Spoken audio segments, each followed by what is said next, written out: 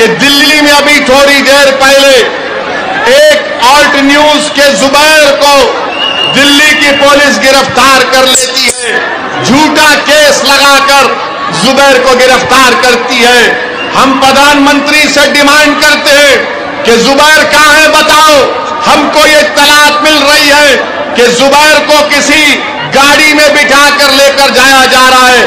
अगर जुबैर की जान को कुछ होगा तो इसकी जिम्मेदारी भाजपा और नरेंद्र मोदी की सरकार पर आयद होगी। कहां लेकर जा रहे हैं जुबैर को? क्या जुर्म है जुबैर का? जुबैर तो अगर मजलिस के नेता भी अगर गलत बोलते हैं तो जुबैर उसको भी तनकीद करता है। आप जुबैर को गाड़ी में बिठाकर गिरफ्तार कर लिए हैं। मैं अल्लाह से दुआ करता हूं कि परवरदिगार, जो जेल में मासूम लोग हैं चाहे किसी मजहब के हों, अल्लाह उनको इन जालिमों के जुल्म से निजात दिला दे। मेरे अजीज दोस्तों और बुजुर्गों, अपने हौसलों को बुलंद रखो। नौजवानों, हिम्मत से काम करो। संविधान